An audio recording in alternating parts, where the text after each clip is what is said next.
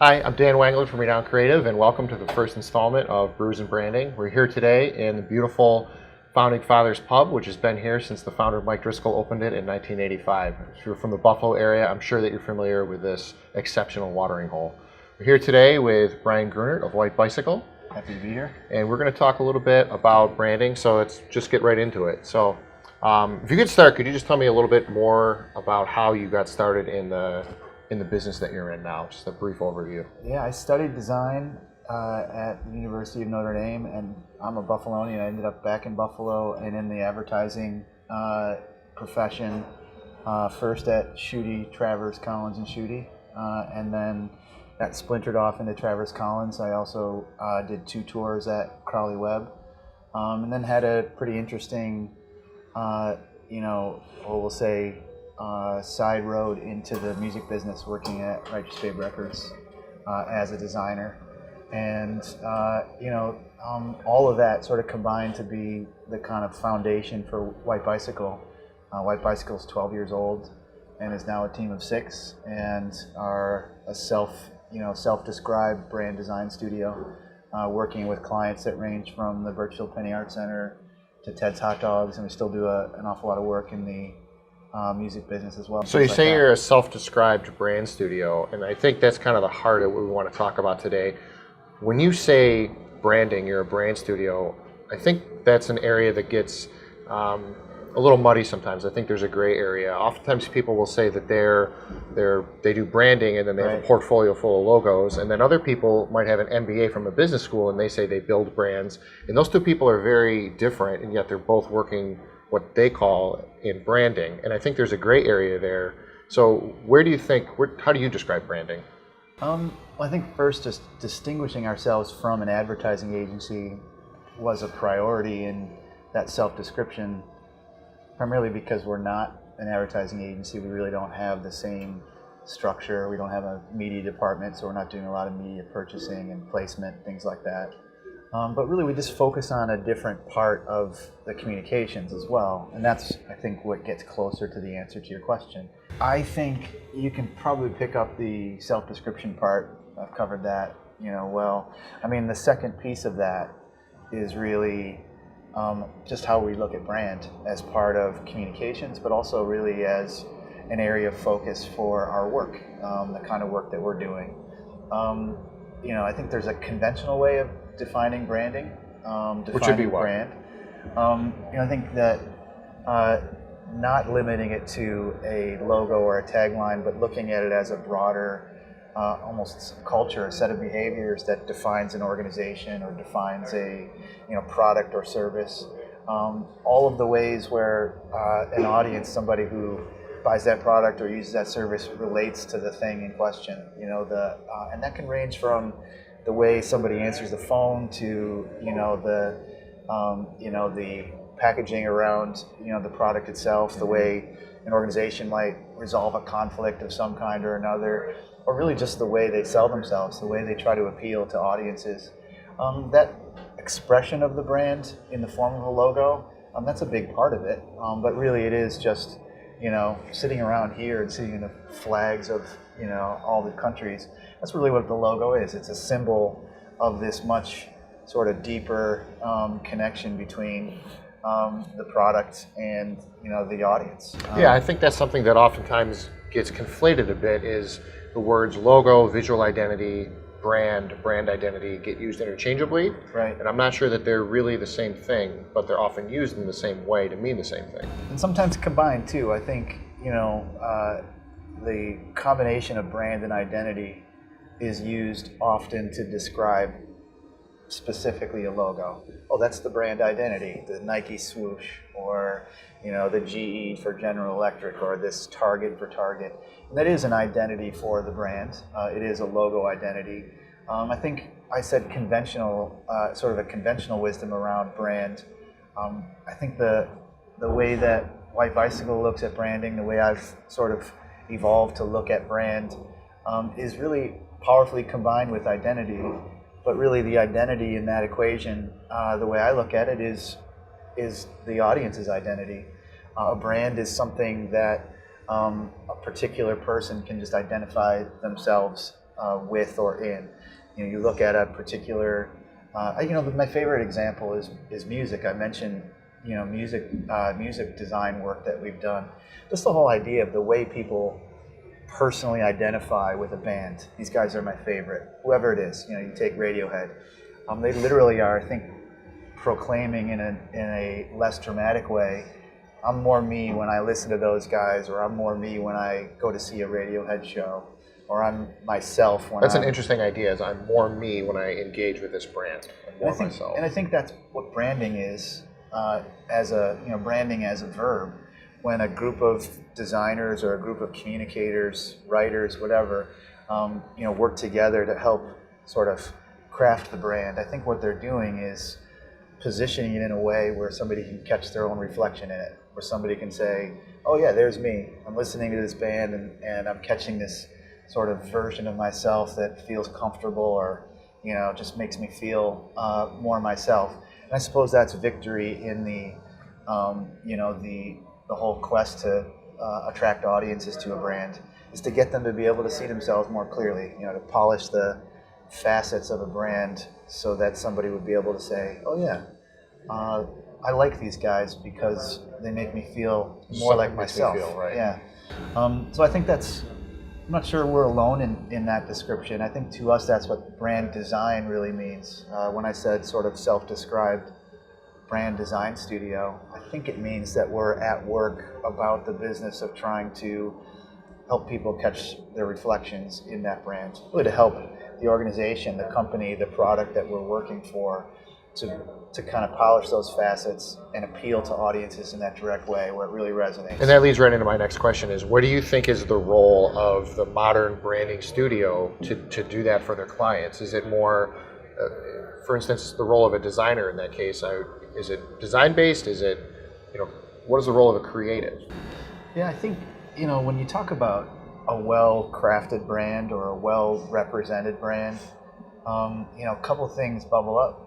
The idea of clarity, sort of a focus, and a clarity around points of difference. Something that makes this particular brand unique. And I think consistency is another thing that comes up. To really tell the story in a consistent way, where regardless of where you are or who's sort of relaying that story, there's kind of a common theme and a resonance that runs through that.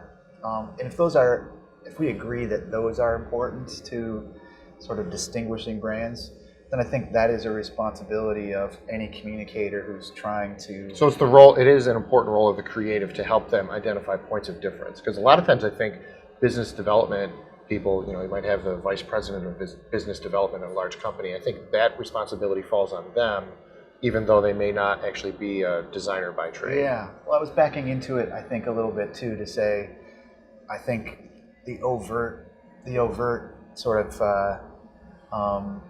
I think responsibility is to kind of creatively and consistently and clearly articulate those points of difference. But discovering those points of difference, I think, is really where the good work is done. I think that's where the main sort of core responsibility is for a communicator. We talk in terms of understanding an awful lot. Another thing, and really it's about gaining, a deeper understanding, a particular understanding of what makes this brand useful, beneficial, special to me, and that's all part of that. How much of that responsibility is the people who own the brand, the client in your case? How much of that responsibility do you think falls on them? Is it collaborative, or is it highly consultative, where you tell them, we think this? We have a process to try and articulate that. I would say that the role we play, and we distinguish translation from interpretation. We try to serve as an interpreter. And by that distinction, I'm calling, I guess, attention to adding some meaning or extracting some meaning. It's less just taking what they're telling us and translating it to audiences, and it's more making that interpretation and saying, oh, okay, you're doing this in a unique way, or you fill this space really uniquely. Let's interpret what that might mean and why that might be useful. Why should somebody care about that? Why would that be something they need to know or something that they need to tune into? So that role of interpreter, I think, is maybe a shared responsibility. You as a business owner, as a brand manager, tell us what makes you special. Tell us what you're doing right now to kind of cater to audiences, to reach audiences, to distinguish yourselves. And then we'll work with you to interpret that into messages that actually will resonate with folks, that will be meaningful to them. Is that where that idea that White Bicycle says we make the intangible tangible, is that describing that? Yeah, thanks for that. It's a plug. We make the intangible tangible. But the idea that, there are some things that are hard to articulate, I think that's where the creative professional comes in, is taking something that's tough to articulate and translating that into something that's memorable and easy. That's where creative expression comes. That's where the design of it comes in, I think, especially, is you want to make it memorable, but it's really that upfront understanding that makes it meaningful. It has to have both of those things. It has to be meaningful and actually moving, somebody to respond to that call for action. Sure. But it also has to be memorable, and that's really, I think, where creative expression comes in, whether that's written or visual, designed, dramatic, whatever it is. It's an opportunity to express it in a way that cuts through clutter and also makes somebody, remember it. Do you think it's important for creatives to have some business savvy in the world of branding in order to do a successful job at it? That's a great question. I don't know if I always thought that, probably because I wasn't very business savvy. I think as White Bicycle being 12 years old now, as I've spent more time focusing on running our own business better, I think it's started to inform the creative work that we're doing, because of how important it is for that work to be really responsible, not just to some stated objectives. I think that's sort of a point of entry. It has to deliver and be measurably impactful, but to actually have a deeper understanding of the dynamics of what's going to drive sort of brand success, what ultimately is going to be the business success that makes it all, sort of sensible. Mm-hmm. The more you understand what's driving the economy of that business you're working with, the better you're going to be able to tailor solutions that not only reach an audience, but actually get them to do the thing that's going to keep it all, keep the engine running. You mentioned measurable objectives. Is that something that through your branding process is important to work with a client to identify our measurable objectives? Do they tell you that, or do you help them discover what those might be? I think we try to hold them disciplined to that. We do try and stop on the shy side of running somebody's business for them. So the idea that we would have, I think a strong encouragement for them to really understand what business objectives are driving those specific communications goals. What they're trying to accomplish as a business will directly inform the tools we make to help them sell better or, create a stronger community around their brand. So it's more of a discipline thing. You mentioned process. I think there is a process. I think there are components to the process. There's certainly a piece of the brand process for us that governs the messages that will ultimately emerge from that process. But then there's also just the discipline of understanding audience, understanding the specific goals that we're putting forward, both for the company as well as for the communications themselves. And then there's this whole sort of network of influence that each brand has surrounding it, and to really understand those assets and be able to leverage those assets as part of the communications is just good discipline. I mean, it makes sure that you're not just solving everything with time and money, but you're actually looking at the things that are just sort of extensions of the brand as the channels for delivering messages that really resonate. I feel that the way that you've just described branding is not necessarily taught to creatives students in school that way, and I'm wondering, how does one gain that understanding and knowledge and experience to perform a branding exercise as you've described it? Just from experience? Yeah, experience is the active ingredient in that. You earn your gray hairs, I guess, and they have to be worth something. So to have worked, with a diverse number of brands in a diverse number of categories, understanding the dynamics that are common, and then the things that really are just dynamics that really govern particular categories, in a really specific way. I mean, that's part of that experience. I think there's another current that runs through it though too now, and you just look at a social media driven world. You look at a world that is really sort of brand centric. I just look at everybody's personal brand, this curated version of themselves that you see online.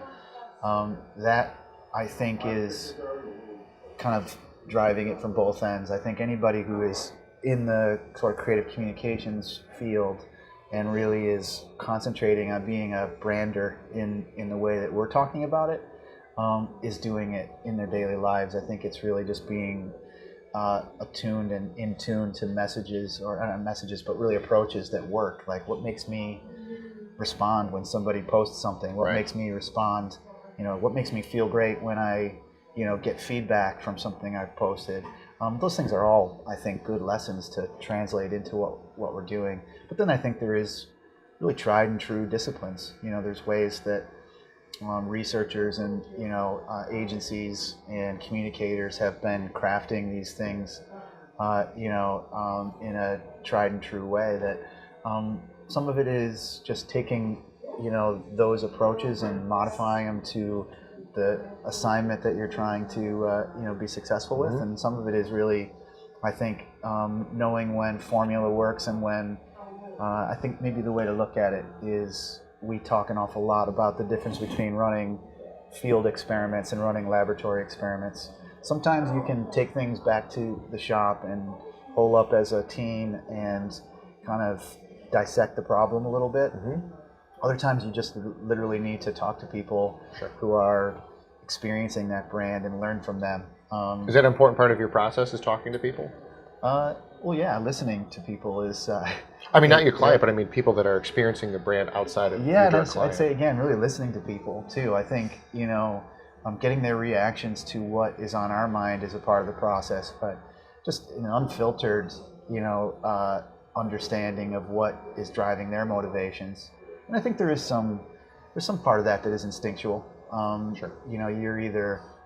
in the same way that there's an instinctual part to anything, you're either good at that or you're not good at it. You're either sort of, I think empathy, you're either empathetic to the audience's rhythms or you're not. If you're not, then they're probably involved in another part of the business. Empathy is an interesting idea. Do you think that that's something that people kind of sets them apart? Is their amount of empathy they're able to apply in the work that they do in branding? Do you think that's a valuable differentiating factor for a branding agency? I think empathy is probably more, I just look at it as more as a character trait. That's one of those things that's really hard to train and hard you have to... it or you don't. Yeah, it's definitely, I'd put it under the you have it or you don't category for sure. And I think when you are particularly attuned in that way, I mean, there's a responsibility. You can be empathetic and understand what's, really somebody's going through and what's motivating them or what's holding them back. And then there are those that then can do something with that, can process that in a way that, makes it easier for them to get where they want to get to. Or, you can apply that empathy into something that actually supports an understanding. But by the same token, I don't think you can over empathy things either.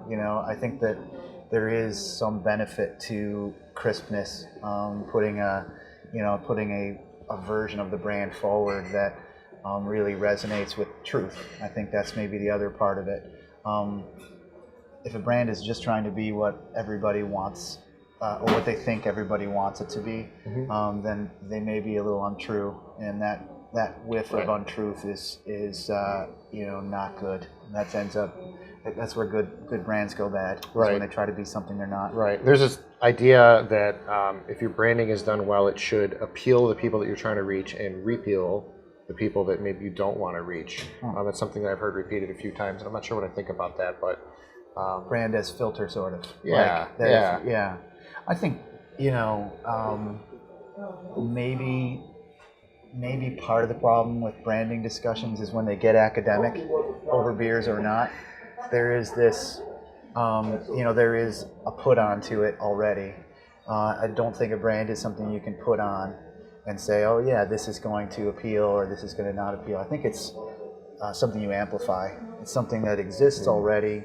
It's true, and if you can amplify those truths, you're going to reach more of the people to whom those are attractive. Yeah. And I like that idea. Yeah, brand as amplifier. it's sort of a resonance, a frequency, and branding as amplifier. Plug it into something that can, just I think, sort of bring out the overtones a little bit. Make it something that people, can just understand quicker and sort of connect with, see themselves faster, maybe. To extend the previous metaphor. How do you think that branding is going to change going forward? What do you think are going to be the factors that really affect what the modern brander has to do going forward? I think what we've seen in our lifetime, I think not even in our lifetime, in really the last decade, is sort of an immunity to the put-on brand. I think that because people have become active participants in curating their own brands and really become more sophisticated filters of brand messaging. I've always joked, it's like when you get the mall intercept and the person asks you, before I ask you any of these survey questions, do you work for a branding firm or an advertising agency or a marketing firm? I think they know that somebody who works in that space has a certain immunity to the snake oil charms. And I think that we all work in that space now. Everybody works in that space now. And I think that is forcing this evolution. If everybody's a brander, then you have to be really good if you're going to cut through and be authentic in that way that ultimately will drive behaviors. And I think, technology is the other thing. As media becomes more accessible, I already said, we're not an advertising agency. We don't purchase media. Well, there are all kinds of mediums that are accessible to us, whether they're in the social space or whether they're in our own personal branding. Right. The idea of earned impressions. I think that as that space gets more cluttered, people will sort of find new mediums to sort of avail themselves of. Soon, I think, brands will be writing letters, personal letters to people again. The idea that, you kind of cycle through these possibilities. I mean, the sci-fi nerd in me wonders how far personalized messaging will go when you can have messages that are algorithmically tied to your search history or your web behaviors. You're not far off from those becoming very directly, personally, kind of sci-fi movie style. Hello, Mr. Wanglin. Yeah, right. Exactly. It's been a while since you have bought a new baseball bat. Would you like one now? Sure. I think that, but like anything, when we get there, that will work for a while, and then people will start to sniff it out. Yeah, they'll grow immune to that as well, and you'll have to move on to another technique. I think that the idea that, and maybe that's a premise in what we're talking about too. If you keep the idea of branding less about the product and more about the identity of the audience, right, you are always going to be connected with the most important factor. You're always going to be connected with that thing, and it becomes less about the expression and the medium and more about ultimately connecting. And that will always be sort of the universal common denominator in brands is how well does this reflect what somebody actually cares about. Sure. Well, Brian, thank you very much. This was really great. It's my pleasure. I really appreciate the conversation. I eat for the stuff, and I like an occasional beers. Cheers to brand. Thanks a lot for having me do absolutely. this. Thank you very much. That's a wrap? That's a wrap.